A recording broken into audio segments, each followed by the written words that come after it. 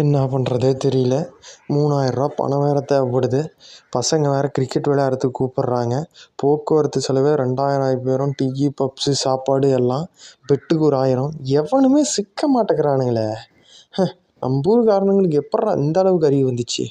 ஒருத்தன் கூட வரமாட்டேங்கிறான். எதை வச்சுடா பெட்டுக்கு போகிறது? யார்ரா அது? ரமேஷ் மாதிரி தெரியுது. அப்பாடா, அப்படியே ஒரு 5000 வந்துருக்குது. இதை வச்சு வீட்டு செலவு, மளிகை செலவு, கரண்ட்டு பில்லு இதெல்லாம் கட்டிட்டு பொழப்பாக வேண்டியதாண்டாப்பா இந்த மாதம். பரதேசி சசி, இந்த 5000 அப்படி பார்த்துக்கிட்டு இருக்கிற. போன வாரம் ஒருத்தனை வீடு கட்டலான்னு வெளியூர்லேருந்து வந்தான். அவனை இங்கே போகலாம் அங்கே போகலாம் கிரிக்கெட் விளையாட போகலான்னு அவன் பணத்தையே ஒழிச்சு கட்டி அவனை முடியிருக்கவே மொட்டையடித்து ஊருக்கே அமுச்சு விட்டீங்களாடா. ஏதோ பொழைக்கிறதுக்கு வழி தேடுங்கடா. எவன் சிக்குவான், எவனை முடியிருக்க மொட்டையடிக்கலான்னு ஏன்டா அலையிறீங்க? ரமேஷனா, ஏன்னா இப்படி பண்ணுறீங்க? இந்த ஊரில் இருக்கிறவனுங்கிட்டே வேலையாக போச்சுண்ணா.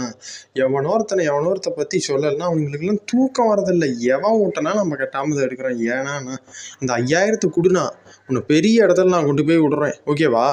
ஏண்டா பரதேசி, வந்ததுலேருந்து இந்த 5000 பார்த்துக்கிட்டு கேட்டுக்கிட்டு இருக்கிற. வீட்டு செலவு பண்ணுண்டா. எங்கள் வீட்டில் பண்ணிட்டு போகணும்லாம் செத்தண்டா. எவனையோ ஒருத்தனை பார்த்து மேட்ரை போட்டு மீட்டரை போட்டு போயிடுறீங்களாடா. ஏன்டா சசி, என்னை விட்டுருடா, நான் போயிடுறேன்டா, வீட்டுக்கு போயிடுறா, விட்டுருடா சார். ரமேஷ்ண்ணா, அந்த பேச்சு பேசுறியாண்ணா?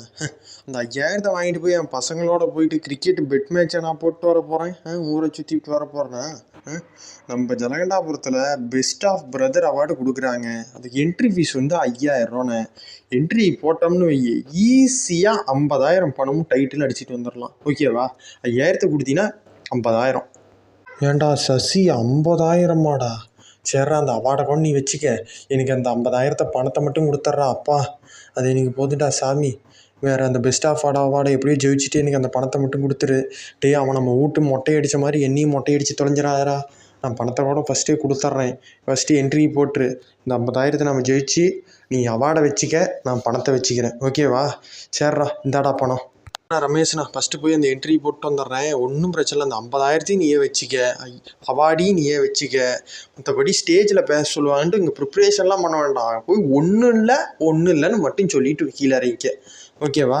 ரமேஷ் இந்த மாதிரி நம்மளுக்கும் பெட்டு ஒன்றும் இல்லாமல் போனால் நல்லா இருக்கும். ஜெயிச்சா நல்லா இருக்குமே.